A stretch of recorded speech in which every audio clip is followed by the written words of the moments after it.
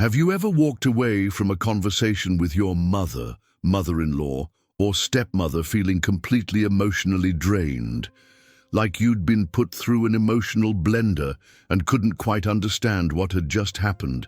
That strange feeling that something was wrong, but you couldn't put your finger on it. If you're watching this video, you've probably already sensed that there's something very specific happening in these interactions. And you're right. That emotional exhaustion isn't a coincidence. It's not your excessive sensitivity, and it's definitely not normal. Over the past 15 years studying narcissistic behavior and helping thousands of people recognize toxic patterns in their families, I've discovered that there are 5 foolproof signs that reveal when you're dealing with a narcissistic mother. Signs so specific and precise that once you know them, you'll never be able to not see them again. Dr. Gabor Maté always emphasizes how unprocessed traumas manifest in destructive behaviors. And when we're talking about maternal narcissism, we're dealing with one of the most devastating patterns that exists. Because when your own mother is the source of trauma, your entire perception of love, care, and relationships becomes distorted. Today, you're going to learn exactly how to identify these patterns, understand what's happening, and most importantly, how to protect yourself emotionally. Get ready, because what you're about to discover might change your life forever. The first sign is something that happens in practically every conversation with a narcissistic mother, but often goes unnoticed. Conversational hijacking.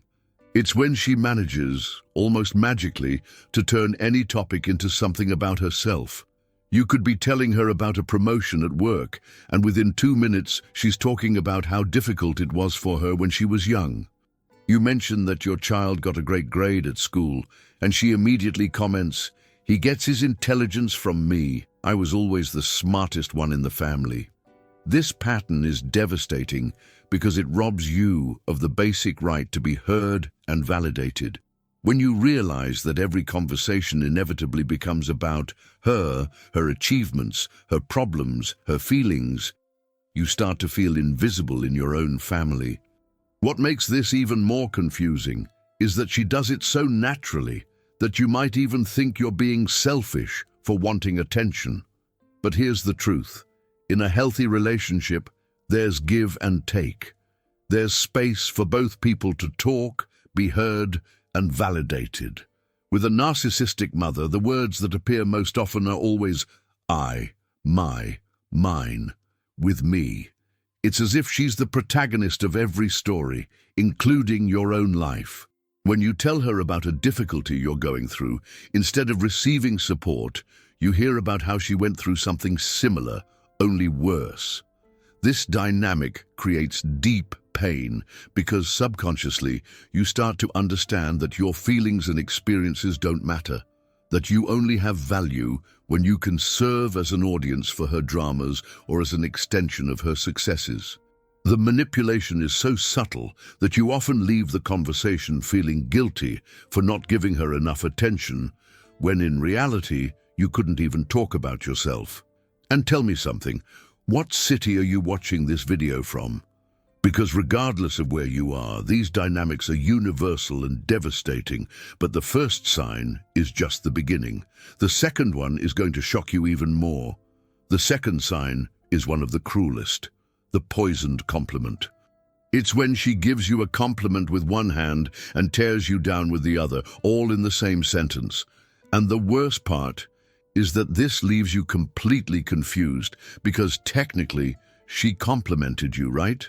You hear things like, "You look beautiful today, too bad you don't dress up like this more often," or "I'm glad you got that job, I hope this time you can manage to keep it." These are phrases that seem caring, but carry a subtle poison that corrodes your self-esteem. Dr. Gabor Maté talks a lot about how our self-esteem forms in early family interactions. When the person who should be our primary source of validation and love gives us compliments mixed with criticism, our brain is constantly in a state of alert, We never know if we're good enough. This pattern is especially devastating because it creates an insatiable hunger for approval. You try harder and harder to get a pure compliment without poison, but it never comes. Because for a narcissistic mother, making you feel secure in your own abilities would mean losing control over you. She needs you to always be insecure, always seeking her approval, always questioning whether you're good enough. That's how she keeps you emotionally dependent, even when you're already an adult. What makes this even more perverse is that she does this at moments that should be special for you. At your wedding, she comments on how beautiful you look, but what a shame you chose a dress that doesn't flatter your body type. At your graduation, she congratulates you, but mentions how long it took you to get there. You start to associate your moments of happiness with a stab of pain.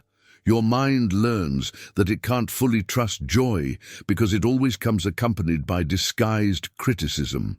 And the cruelest part is that when you try to confront this dynamic, she denies everything. "But I complimented you," she says, making you feel like you're too sensitive or misinterpreting her good intentions. But if you thought the poisoned compliment was disturbing, wait until you learn about the third sign.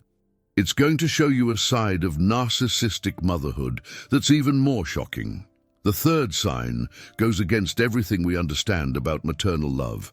A narcissistic mother competes with her own children. That's right. She doesn't see you as her child, but as a threat to her protagonism. With daughters, this competition is even more intense. She competes in appearance, in achievements, in relationships. When you're radiant, she needs to point out some flaw. When you achieve something important, she needs to diminish it or take credit for it. "You got that job because I taught you to be determined," she says, stealing your victory. It's devastating because a mother should be your biggest cheerleader, not your rival. But for her, each success of yours is a threat to her ego. Every time someone compliments you, she feels like she's losing relevance. I've witnessed a situation where a narcissistic grandmother got furious because her teenage granddaughter won a card game at the family reunion. She threw the cards on the floor and left the table screaming that no one had explained the rules properly to her. A 60-year-old woman having a rage tantrum because she lost to a child. With sons, the dynamic is different, but equally toxic. She tries to keep them emotionally trapped through guilt and emotional blackmail. When he shows affection for his wife, she says, "You never look at me like that."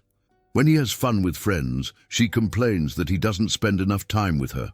Dr. Gabor Maté explains how these dysfunctional family dynamics create patterns that repeat for generations.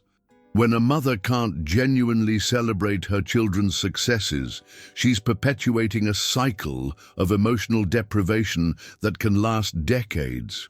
What makes this competition even crueler is that it happens at moments that should be family celebrations. Your graduation becomes about how she was also intelligent in school. Your wedding becomes about how her dress at her own wedding was more beautiful. Your professional achievements become about how she gave up her career to dedicate herself to the family.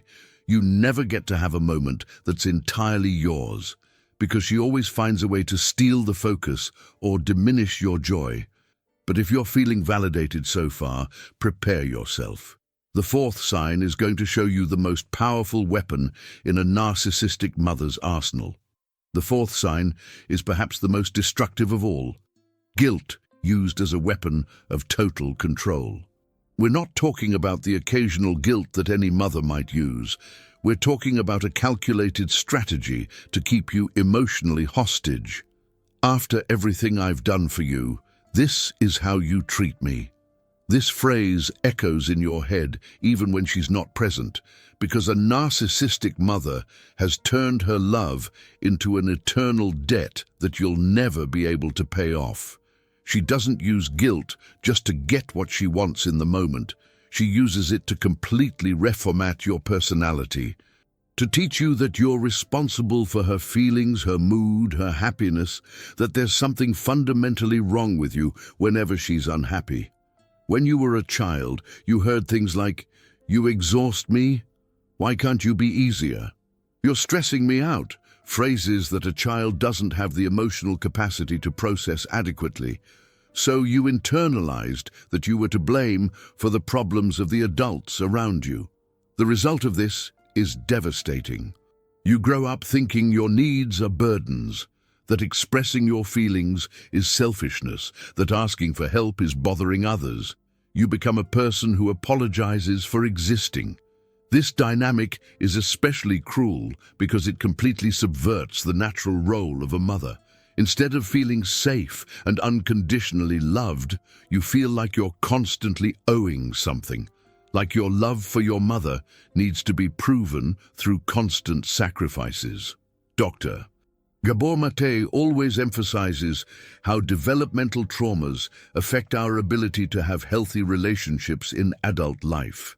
When you learn that love is conditional on not being bothersome, on not having needs, on always putting the other person first, you replicate this pattern in all your relationships. You become the type of person who feels guilty for setting boundaries, who apologizes for having different opinions, who thinks love means completely nullifying yourself for the other person. And the manipulation is so sophisticated that even when you're already an adult, and rationally understand that you're not responsible for her feelings, your body still reacts with anxiety every time she's dissatisfied with something. But there's a fifth sign that will reveal the deepest and most disturbing nature of maternal narcissism. A sign that will explain why you never felt truly seen by your own mother. The fifth and final sign is the most devastating. For a narcissistic mother, you're not a person. You're an object, an extension of her, a trophy that she displays when it suits her and hides when you don't meet her expectations. Your value isn't in who you are, but in what you represent for her image. When you're well-dressed, successful, well-behaved, you're displayed as proof of her excellence as a mother. "Look how intelligent my child is," she says, as if it were exclusively her merit. But the moment you show imperfections, vulnerabilities, or your own opinions, you become a source of shame for her. Your emotional difficulties aren't seen as something that needs nurturing, but as flaws that tarnish her reputation. This means you never had permission to be authentically human in her presence. Your moments of sadness were met with irritation. "Stop being dramatic. You have no reason to be sad." Your fears were minimized. "That's nonsense. You're being silly." Your achievements were only celebrated when she could take credit for them. The result is that you grow up not knowing who you really are. Because from an early age, you learned that to receive love and approval, you needed to be an edited version of yourself. You became an expert at reading others' expectations and molding yourself to meet them. Dr. Gabor Maté talks a lot about how the lack of unconditional acceptance in childhood affects our ability to connect with ourselves. When you were never accepted for who you really are, you stop trusting your own essence. You become a person who's constantly trying to guess what others want from you, instead of knowing what you want for yourself. You relate to the world by trying to be useful, impressive, convenient, because that's how you learn to ensure you wouldn't be rejected. This dynamic creates a deep wound in your ability to value yourself. Because if not even your own mother could love you for who you really are, how can you believe that other people will be able to? You live with a constant feeling that you need to earn the right to be loved, that there's something fundamentally defective about you that needs to be fixed or hidden to be accepted. And the cruelest part is that even when you achieve external success, it never fills that internal void. Because deep down, you're still trying to prove your worth to a person who was never capable of seeing you as you really are. But now that you know these 5 signs, it's time to understand what to do with this information. Recognizing these patterns can be simultaneously liberating and devastating. Liberating because you finally have a name for what you've always felt. Devastating because it means accepting that the person who should have been your primary source of love and security was, In fact, a source of trauma. The first step is to validate your own experience. All these dynamics you lived through are real. You're not too sensitive, you're not exaggerating, you're not being ungrateful. You survived an emotionally toxic environment, and that requires immense strength. Dr. Gabor Maté always emphasizes that we can't heal traumas by pretending they don't exist. Healing begins with truth, even when it hurts. And the truth is that you deserved a mother who loved you unconditionally, who celebrated who you are, who gave you emotional security to explore the world. Now, what do you do with this information? First, understand that setting boundaries isn't cruelty, it's self-care. You have the right to protect your emotional energy. This might mean less frequent visits, shorter conversations, or even periods of distancing when necessary. Second, start questioning the internal voices you carry. That voice that says you're not good enough, that you're always bothering others, that your needs are burdens. That's not your voice, it's her voice echoing in your head. You can learn to distinguish between your authentic thoughts and these internalized toxic patterns. Third, seek healthy relationships that show you what it's like to be truly seen and accepted. This could be through therapy, support groups, genuine friendships, or healthy romantic relationships. You need to experience what it's like to be loved without conditions. It's important to understand that this isn't about revenge or punishment. It's not about making your mother pay for what she did. It's about you reclaiming your own life, your own identity, your own capacity to be happy. Some people manage to maintain limited relationships with narcissistic mothers, establishing clear boundaries and not expecting changes. Others need complete distancing to be able to heal. Both choices are valid, and only you can decide what's best for your mental health. What matters is that you stop sacrificing yourself in hopes of finally conquering the unconditional love she was never capable of giving, because you're already worthy of love exactly as you are. And this brings us to the most important part of this entire journey. After a lifetime of receiving messages that you're not good enough, rebuilding your self-esteem isn't an easy task. But it's possible, and it's the most important work you can do for yourself. First, you need to understand that your self-esteem was systematically sabotaged. It wasn't an accident. A narcissistic mother needs you to feel insecure to maintain control over you. She undermined your confidence purposefully through poisoned compliments, constant competition, guilt as a weapon. This means that rebuilding your self-esteem is an act of rebellion against this toxic system. It's you saying, "I'm worth more than I was taught to believe." And that's a powerful declaration. Dr. Gabor Maté frequently talks about how our true nature is to be connected, curious, and confident. The insecurities you carry aren't your essence. They're wounds that can be healed with time and proper care. Start by observing how you talk to yourself. You probably have a very severe internal critic, one that sounds suspiciously like her voice. When you make a mistake, that voice probably says cruel things you would never say to a dear friend. Practice talking to yourself as you would talk to someone you love deeply, with kindness, understanding, and patience. This might feel artificial at first, but with practice you begin to internalize a more loving voice. Second step, rediscover who you really are.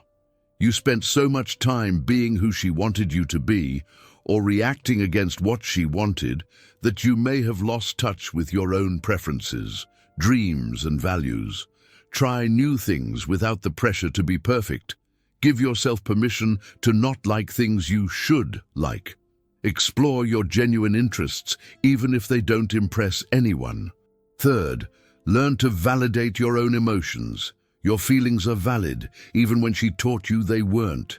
You have the right to be sad, angry, frustrated, excited, dreamy. Your emotions are important information about your internal experience. Fourth, practice setting boundaries in new relationships. Start small. Say no to things you don't want to do. Express your opinions even when they differ from others. Ask for help when you need it. Every time you value yourself, every time you establish a healthy boundary, every time you treat yourself with kindness, you're undoing years of toxic programming. But there's something even more important you need to understand about your healing journey. One of the most powerful things you can do when recognizing these patterns is to ensure they're not transmitted to the next generations. Family narcissism is often a trauma that passes from generation to generation, but you can be the one who breaks this cycle. If you have children, this responsibility might seem scary at first, especially because you might discover that, unconsciously, you've already reproduced some of these toxic patterns. But recognizing this is the first step to changing. Dr. Gabor Maté always emphasizes that conscious parents create healthier children. This doesn't mean being perfect. It means being willing to look at your own behaviors, recognize when you're wrong, and make the necessary adjustments. Children of narcissistic mothers often become either excessively submissive or excessively controlling people. If you recognize yourself in either of these extremes, you can work to find a healthy middle ground in raising your children. Practice validating your children's emotions, even when they're inconvenient for you. When your child is sad, instead of saying, "You have no reason to cry," say, "I see that you're sad. Do you want to tell me what happened?" Genuinely celebrate their achievements without taking credit for them. Instead of, "He's intelligent because he takes after me," say, "I'm very proud of your effort and dedication." Apologize when you're wrong. This can be revolutionary if you grew up with a mother who never admitted mistakes. Show your children that adults also make mistakes and that apologizing is a sign of strength, not weakness. If you don't have children, you can still break the cycle by not perpetuating these patterns in other relationships. Be the kind of friend, partner, or colleague you would have liked to have had as a model in childhood. Remember that breaking generational cycles is gradual work. You won't be able to change decades of programming overnight. Be patient with yourself in the process. And if you have siblings who also went through these dynamics, know that each person processes these traumas differently. Some might be ready to see the truth, others might still be trapped in denial or hope that she'll change. Respect everyone's timing, but don't allow their resistance to prevent you from seeking your own healing and well-being. What's important is that you're doing your part to ensure that these toxic dynamics stop here. We've reached the end of this journey of discovery, but actually, this is just the beginning of your journey of liberation. Now you have the tools to identify the patterns, understand what happened to you, and begin to heal. I want you to understand something fundamental. Recognizing that your mother is narcissistic doesn't diminish your value as a person. In fact, the fact that you survived these dynamics and still maintained your capacity to love, to seek healthy relationships, to want to grow and heal, shows extraordinary inner strength. You didn't choose to be born into this family, but you can choose how you're going to live the rest of your life. You can choose to free yourself from toxic patterns. You can choose to surround yourself with people who value you for who you really are. You can choose to treat yourself with the kindness you always deserved. Dr. Gabor Maté frequently says that we're not responsible for what happened to us in childhood, but we are responsible for our healing in adult life. And that responsibility, although sometimes it seems heavy, is actually a gift, because it means you have the power to change your story. Be gentle with yourself in this process. There will be days when you feel guilty for setting boundaries. There will be moments when the internal critical voice seems louder than your voice of self-compassion. There will be occasions when you doubt whether you really experienced what you experienced. This is normal and part of the healing process. Toxic programming doesn't disappear overnight, but with persistence and self-care, it can be replaced by healthier patterns. Remember, you deserve to be loved exactly as you are. You deserve relationships that nourish you instead of draining you. You deserve to express your emotions without fear of rejection. You deserve to pursue your dreams without having to ask permission. If this video brought clarity about your experience, leave a comment sharing your story. Your courage in sharing could help other people who are going through the same awakening process. And if you want to continue this journey of self-knowledge and healing, subscribe to the channel and activate notifications. Because your emotional liberation is the most important thing you can do for yourself and for everyone you love. Your healing journey starts now.